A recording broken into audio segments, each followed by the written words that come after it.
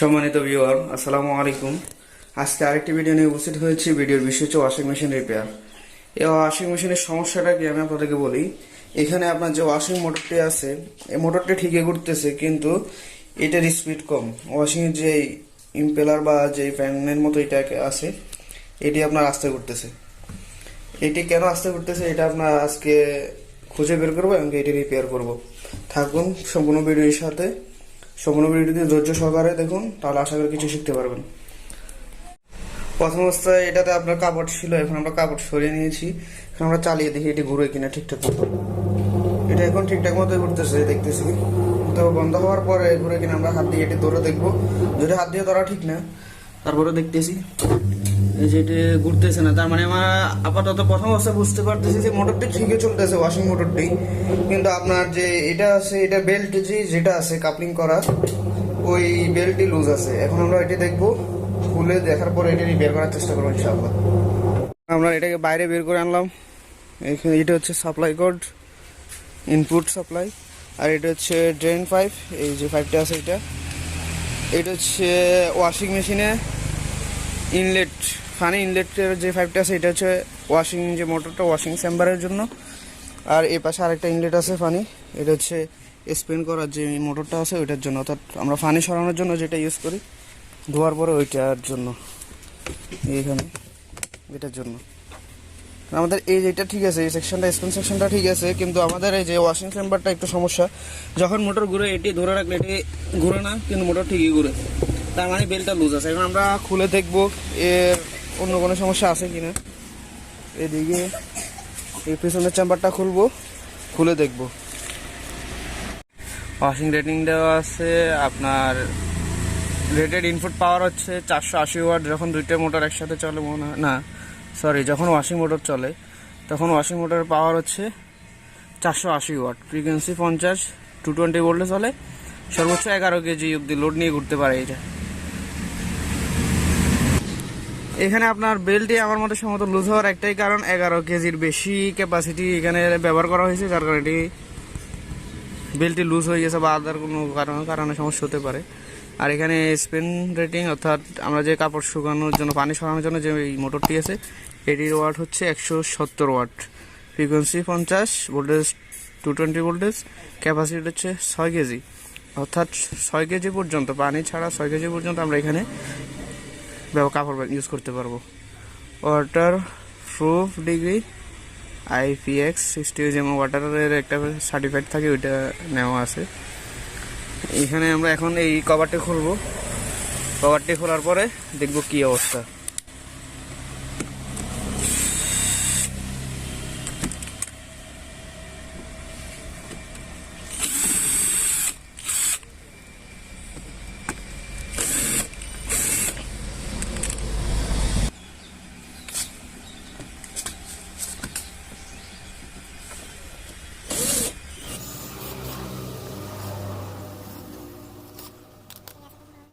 এখন আমাদের স্ক্রুগুলো খোলা শেষ, আমরা এটি খুলে নেব।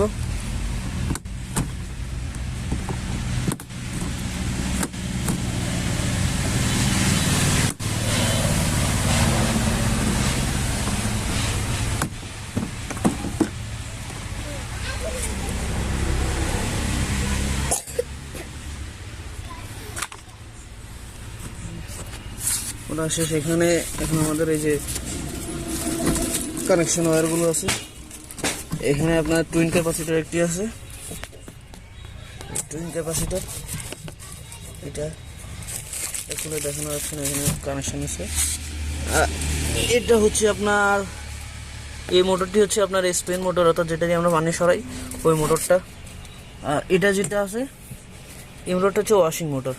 হ্যাঁ, আসলে এটির এই যে বেল্টটা একবার লুজ হয়ে দেখলে বুঝতে পারবেন, লুজটা হাত দিয়ে খোলা যাবে, হাত দিয়ে খোলা যাবে। এটি একবারে দেখাই, হাত দিয়ে খোলা যাবে। এই যে খুলে ফেলছি একবারে, এই যে খোলা হয়ে গেছে। এই যে আপনার বেল্টটি একবার লুজ। এই বেল্টটি এখন আমরা যদি পাই, এটাই মনে হয় না ক্ষয় হয়েছে, দেখা বোঝা যাচ্ছে না। এটাকে এখন আমরা নাড়াচাড়া করে মোটরটি টাইট করা যায় কিনা এটা দেখবো। আর যদি না হয় তাহলে আমরা এই বেল্টটি চেঞ্জ করে দেবো। এই যে বেল্টটি আছে এটি চেঞ্জ করে দেবো। এই যে এখানে আপনার মোটরটি ঘুরতেছে, কিন্তু এটা একটু মোটরটি চলে, ওয়াশিং যে মোটরটি সেটি চলে, কিন্তু আপনার এখানে যে পুলিটা আছে এটি একটু নড়াচড়া করে। এই যে বুশ আছে মাঝখানে, দেখানো যাচ্ছে না, এখানে যে বুশটা আছে বুশটা একটু লুজ হয়ে গেছে, চলবে আপাতত, কিন্তু আমরা এই বেল্টটি চেঞ্জ করবো, বেল্টটি চেঞ্জ করলে হয়ে যাবে। আর আপনার মোটরটি চালিয়ে দেখাই একবার। মোটরটি চলতেছে, ওয়াশিং মোটরটি, শুধু আপনার এই যে এখানে যে ইয়েটা আছে এটি সমস্যা।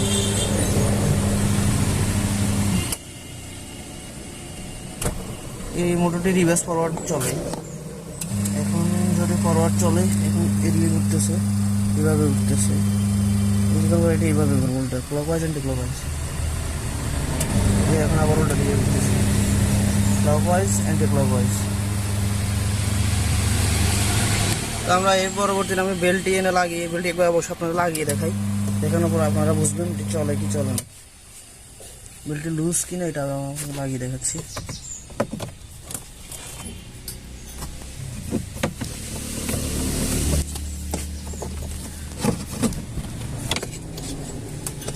জায়গাটা একবার অল্প, যার কারণে কাজ করে একটু কষ্ট করে হয়ে যাচ্ছে।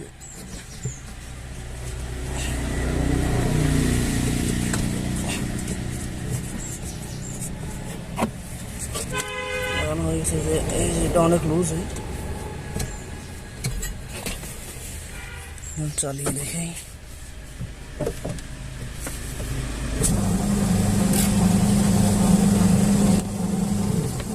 এটা যদি ধরে রাখি দেখুন এটা ঘুরবে না, এটা হচ্ছে বেল্টে ঘুরতেছে না, এই বেল্ট লুজ থাকার কারণে এটা যদি আবার হাত দিয়ে ধরি, আমি এই যে হাত দিয়ে ধরে রাখছি, বেল্ট ঘুরবে না।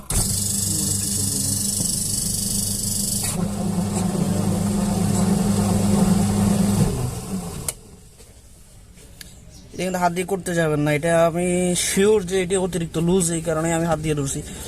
সো এরকমটা করবেন না, আগে এনশিওর হবেন যে এটি লুজ কিনা, তারপর এটি এনে চেঞ্জ করে দিলে হয়ে যাবে।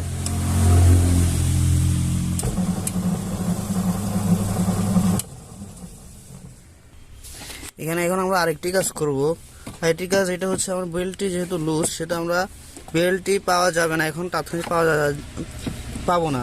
তাই এখন আমরা এই মোটরটাকে আপনার লুজ করে একটু এদিকে টেনে, হালকা টেনে টেনে এটি টাইট দিয়ে দেবো, তাহলে মোটরটি এটা আশা করি টাইট হয়ে যাবে। করে দেখি, তারপর আপনাদেরকে দেখাচ্ছি।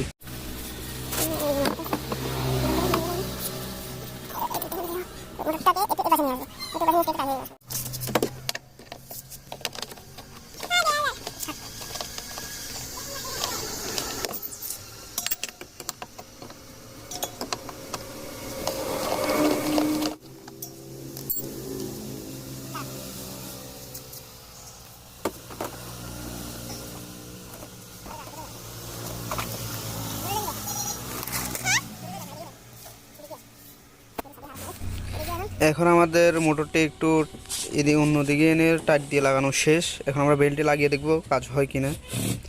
আসলে দুঃখের ব্যাপার, কাজটি হয়নি, আগে থেকে একটু আপনার টাইট হয়েছে ঠিক আছে, কিন্তু এখনও লুজটি ক্লিয়ার হয়নি, পুরোপুরি টাইট হয়নি। এখন আমরা এটি খুলবো, খুলে আমরা মোটরের মধ্যে একটা সুতা বা রশি, আপনি যেটা বলেন, এটা একটু পেঁচিয়ে দিয়ে ভালোভাবে আটকিয়ে নেব।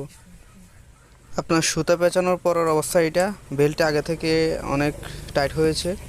এখন আমরা এটি চালিয়ে দেখব, আর তার আগে আপনাদের দেখাই আপনি সুতা কোনটা দিয়েছি। এই যে এখানে সুতা পেঁচানো হয়েছে, এই যে সুতা। আসলে জায়গাটা একবারে কম, যার কারণে ভিডিও করা করা আপনার কষ্টসাধ্য, তাই কিছু গ্যাপ দিয়ে ভিডিওটি আবার তৈরি করে আপনাদের দেখাচ্ছি। পুরো ভিডিওটি দেখাতে পারলাম না কীভাবে আমি এটি লাগিয়েছি, আপনারা আশা করি দেখলেই বুঝতে পারবেন কীভাবে লাগানো হয়েছে। এইভাবে আপনারা লাগিয়ে কাজটি চালিয়ে নিতে পারেন। আমি বেল্টটি এখনও আনা সম্ভব হবে না, যার কারণে আমি তাৎক্ষণিক কাজ চালানোর জন্য এই জোগাড়টা করেছি। আপনারাও চাইলে করে নিতে পারেন, কিন্তু বেল্টটি পরিবর্তন করাই সর্বোত্তম কাজ হবে।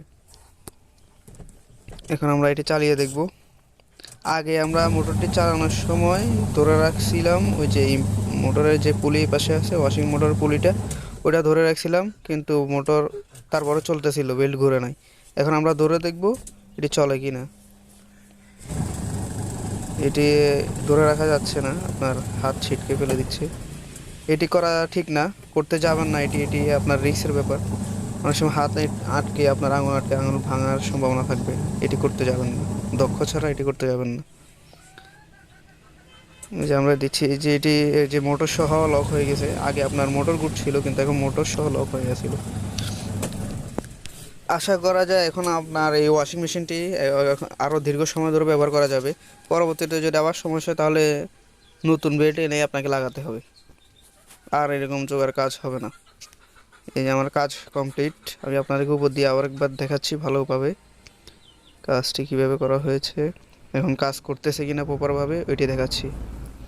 আপনারা ভিডিও শুরুতে দেখেছেন, এটি আগে হাত দিয়ে ধরে রাখলে এটি চলতে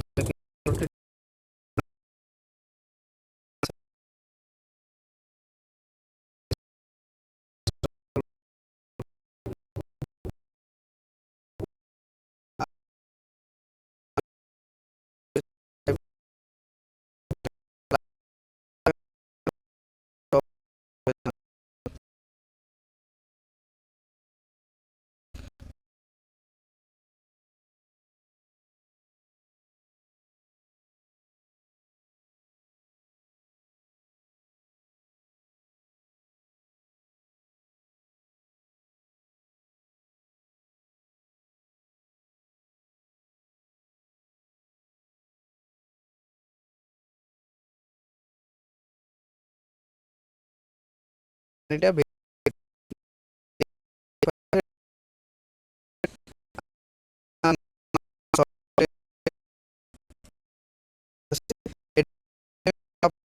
এইটা এক রিবার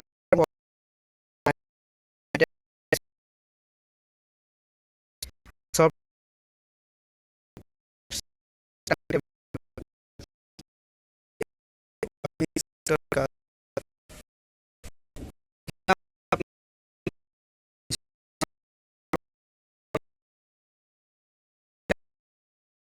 চলে।